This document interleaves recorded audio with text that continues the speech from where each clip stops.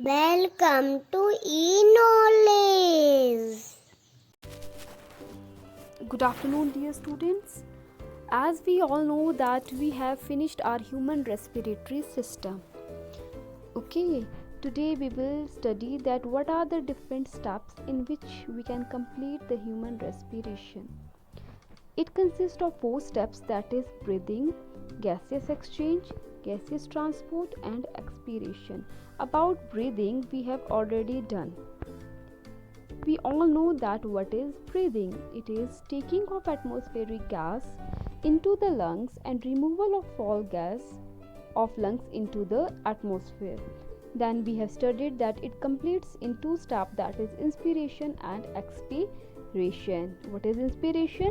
Taking of atmospheric gas into the lungs.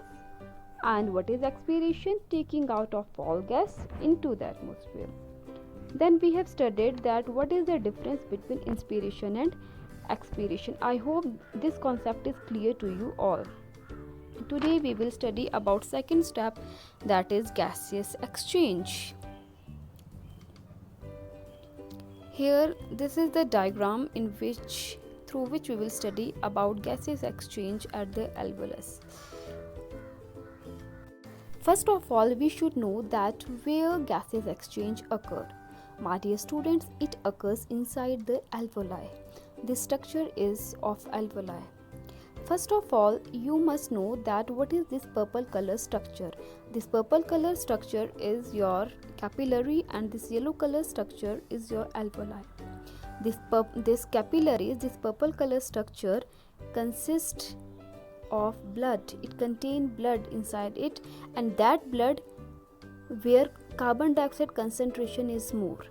Okay, and this alveoli, this yellow portion, it consists of oxygen, and here the concentration of oxygen is more.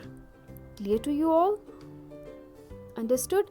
Student, in case of your capillaries, okay, here carbon dioxide is more, okay, than the alveoli. Therefore this carbon dioxide from your capillaries will diffuse into the alveoli, whereas the concentration of oxygen in alveoli is more as comparison to your capillary, so it will diffuse from your alveoli to your capillary. Clear? And the process of exchange of gases continues throughout, as some air is always present and that air is known as residual air. Remember student, there is nothing to fear about. Wherever concentration of which gas is more, it will diffuse from there to where it is low. Like in capillaries, carbon dioxide is more, so it will transport from here to alveoli, and in your alveoli the concentration of oxygen is more, so from here it will transport to your capillaries. Clear? Now it's a question time. Okay, your question is, how are the alveoli designed to maximize the exchange of gases? Student, on the top only I have told that there is thin layer, okay, between the alveoli and the capillary, okay, and also your alveoli is richly supplied with network of blood capillaries, this purple color structure, okay, and these provide the excellent surface for exchange of gases. And what is second point? Alveoli are balloon shaped, which will provide the maximum surface for exchange of gases. From this diagram it will be more clear to you. What happen inside your alveoli, there is more concentration of oxygen, so from here it will diffuse to your capillaries, whereas the concentration of carbon dioxide is more in your capillaries, so it will diffuse from your capillary to your alveoli.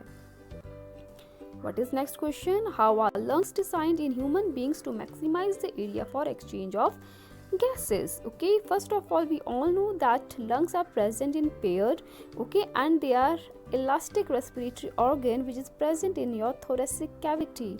Clear? There are 3 cavities in our body. First is thoracic cavity where your lungs and heart is there, and then second is your abdomen cavity where your stomach is there, and last is your pelvic cavity, okay, where your lower portion of your body is there. Next, what happened here, see in this diagram, okay, what happened, trachea divides in the thoracic cavity into the bronchi, okay, and And as we know that lungs are two, so it will divide into right and left bronchi. Okay, and each bronchus will divide in very small tubes called the bronchioles, and each bronchioles terminate in balloon like structure called alveoli. Clear? And student, these alveoli is thin walled and is richly supplied by blood capillaries. Okay, alveoli also provide maximum surface area for exchange of gases. This is the structure of your lungs. Okay, inside this maroon color structure is heart. Clear to you all? See here again to make you more clear about the concept. This is okay. See here, first of all blood from the heart comes, okay, and then it is going to your lungs. See here, and then finally it is again returning to your heart. Next is here about terrestrial organism. Okay, how they respire. They use atmospheric oxygen for respiration, whereas aquatic organism they use dissolved oxygen for respiration. Now again there is question time. What advantages over an aquatic organism does a terrestrial organism have with regard to obtaining oxygen for respiration? My dear students, as we all know that terrestrial animals can breathe the molecular oxygen present in the atmosphere, okay, whereas animals that live in water can only use the oxygen dissolved in water. Okay, and the amount of oxygen is quite low in water as compared to air. To oxygen in free air, aquatic animals are at disadvantage, students, okay, with regard to obtaining oxygen. And to overcome this difficulty, okay, the rate of breathing is much faster in them as comparison to your terrestrial animals. Thank you, students. That's all for today. Tomorrow we will start with our circulation. I hope the concept is clear to you. Study these questions, and if there is any doubt, do call me for your doubts. Okay, thank you and have a nice day. Please subscribe e-knowledge. Thanks for watching. Bye.